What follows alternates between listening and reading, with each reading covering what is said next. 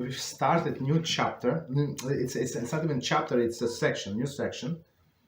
It's chapter 4, but its big section is prohibition of eating basar v'chalav, right? Meaning what? Basar is a meat and milk combination. So we said milk is kosher. Right? I mean, we're talking about kosher milk, kosher meat. Like separately, there is no problem. Eat, no problem. But combination of them is prohibited. Okay, so we're up to part number 2, and that is again basar v'chalav. 3 prohibitions. So as we say, Torah said 3 times in Torah in a different context about this prohibition, cooking kid is in his mother's milk. So and those 3 things, as we said in introduction, actually means 3 separate things, different things, separate. Okay. Basar v'chalav is unique in that it comprises of 3 prohibitions. One may not cook the meat and dairy together, right? And nor may one B eat it, so no cannot cook, cannot eat it, and C derive benefit from the meat and dairy that were cooked together. So we spoke a little about it last time, but now we're going to go into details. So one more time, one cannot cook, cannot eat, and cannot derive benefit. Okay, 3 separate things. Number 1, cooking basar v'chalav. One may not cook meat and dairy together. Instead, one may not even cook meat and dairy in a ben yamo pot or dairy in a ben yamo meat pot. Okay. One who does either of the above transgresses the Torah prohibition basar v'chalav. Even when one who does not intend to partake of basar v'chalav may not cook it. One may not cook basar v'chalav even for a non-Jew. One who cooks a combined kizayis of meat and milk has violated the Torah prohibition and is punishable by Malchus 39 lashes. Okay, so let's do this piece again, and we're going to explain a lot of information.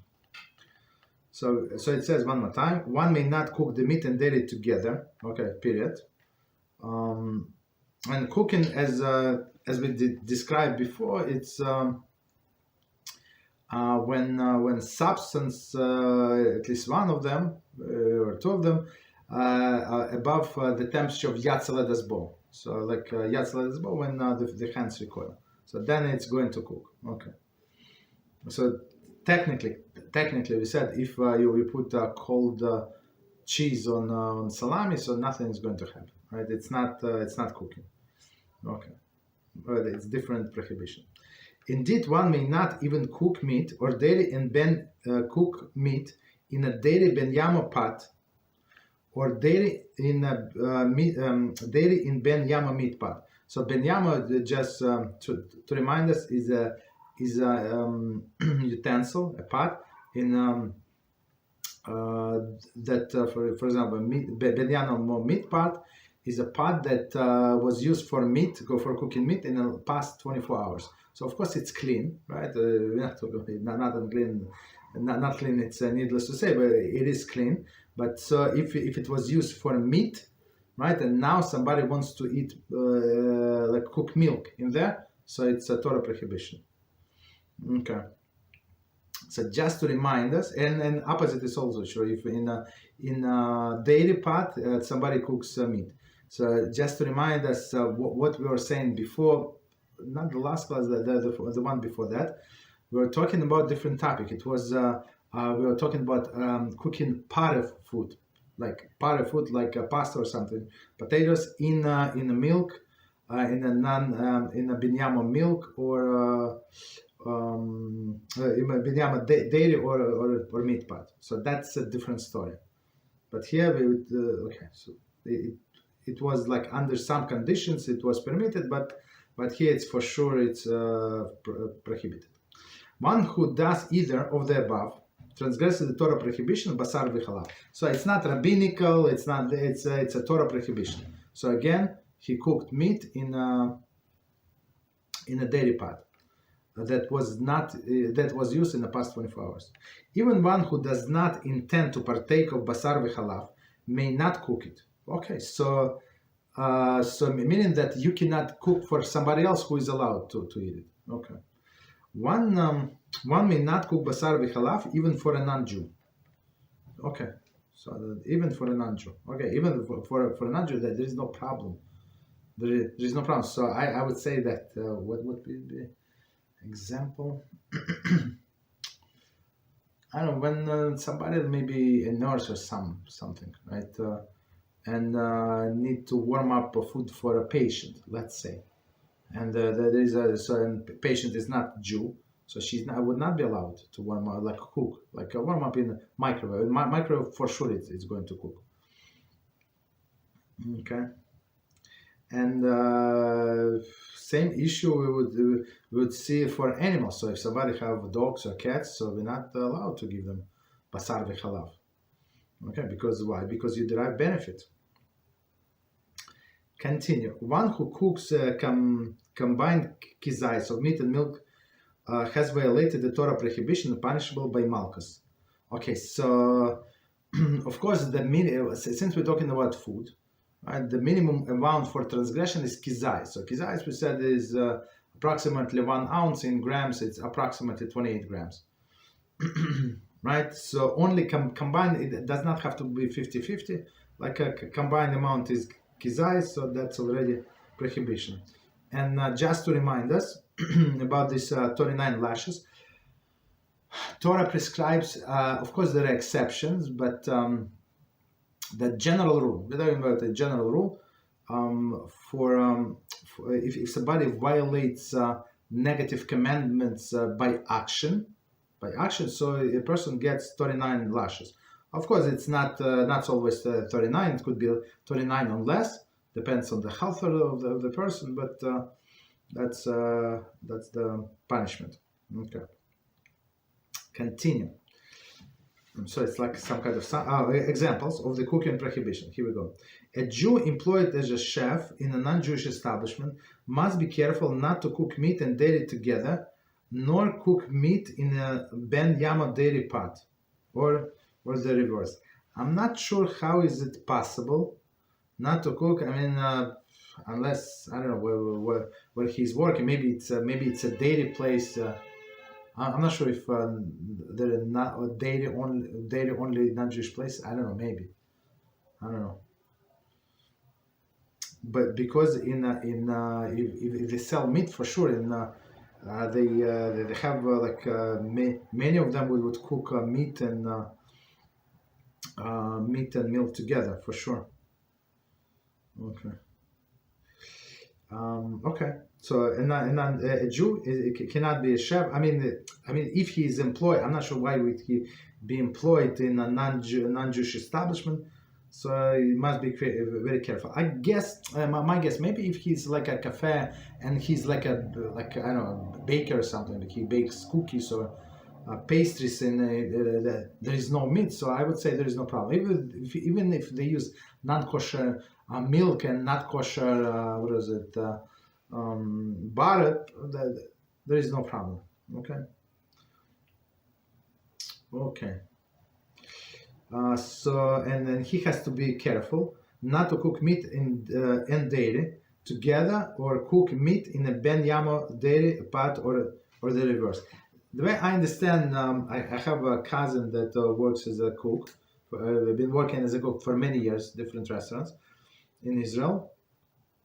So she told me that in all of the everyone when she works, so they have separate utensils, even if unfortunately some of them were not so kosher, not so careful with kashrut, right? But still they were always separate. Even they for mushrooms they would have one frying pan, for omelets another frying pan, even not clean. So they still keep all of the higher end restaurant, they would keep everything separate. Okay. Continue. But I guess in a smaller place, when fast food or something, they would not care. They would cook everything together, I guess. One should not grill the hamburger or warm the sandwich of a non-Jewish made in an oven, even if it is properly wrapped, unless he can assert that it contains no basar v'chalav. So that's very, very interesting. So a hamburger, right? We said before that technically, if you do a double wrap your food, so you can warm up in the oven, even we say in a microwave. So you somewhere got stuck in a hotel or somewhere, and there is non-kosher microwave. So if you do a double wrap, right? So you're allowed to eat this. You're allowed to use this microwave. Right, there is no problem, but the problem is here. It's a little different issue. The issue is that he's trying to warm up in his microwave as a sandwich, right, hamburger or a sandwich of a non-Jew. So it might have like maybe they would have butter on, and on top they would say they put this hamburger. Possible. So you're not allowed to warm it up. Okay, no problem.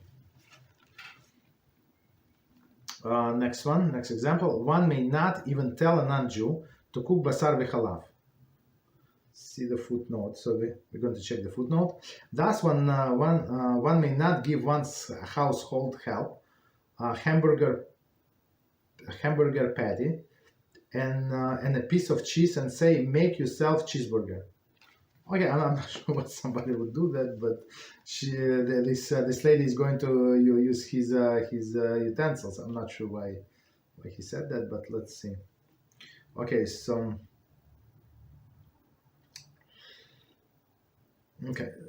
so we have separate prohibition. So let's read this again. There are two very interesting commentary on this episode. So it says one may not tell a non-Jew to cook basar v'chalav.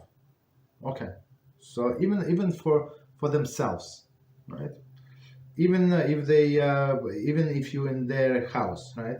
So the prohibition amira la'akum. So amira la'akum, and we're going to learn this in our laws of Shabbos class. Beezrat HaShem, that's the plan. It's a telling non-Jew to do a forbidden act. Applies to basar v'chalav and all prohibitions, as well as to the laws of Shabbos. Okay, so don't tell the non-Jew what is prohibited for you. So in general, okay, they if this lady wants to eat, she can eat. I mean, it's not forbidden for a non-Jews to eat meat and milk together. There is no prohibition whatsoever. But you cannot tell them. Okay, and there is a special prohibition on Shabbos. So you cannot ask a non-Jew on Shabbos to do something that is forbidden for you. Okay. So for example, you cannot ask a non-Jew to go in the store and buy stuff for you. Absolutely not. Or drive somewhere, or you like to ask them to say sorry, I forgot to pick up my medicine from the pharmacy. Could you pick up? It's already paid. Let's say he does not have to pay, your neighbor, right? And he will go in, and he goes on the mall anyway, right? It's not like it's a next door from the store that he's going. Still, we're not allowed to ask them to do it for us. Okay. However, this prohibition is limited to a case where the non-Jew is cooking for the Jew's benefit, or cooking the Jew's meat and milk. Okay. So it's very interesting, right? So he adds the limitation. So non-Jew is cooking for the Jew's benefit. So for Jew's benefit, I guess the Jew wants to make this non-Jew happy, right? So it's like whoever is his benefit, that he does something good for this worker. Okay, so that's a benefit. Or cooking a Jew's meat and milk. I guess for a non-religious people. Right, they do not observe these commands, so you cannot ask non-Jew to cook from them, even though they're going to cook anyway. So it's very, very important. So even person is going to do anyway, whatever he's going to do, we should not be a vessel through whom he's going to or she's going to desecrate this or that commandment. That's very important, because we have this rule that Hashem is doing bad things through the bad people and good things through the good people. That's why our Tzacholi Tzaddikim, they don't want to avenge somebody. They don't want to be this tool that brings bad into this world. Okay, somebody, let Hashem find in somebody else, basically. Okay.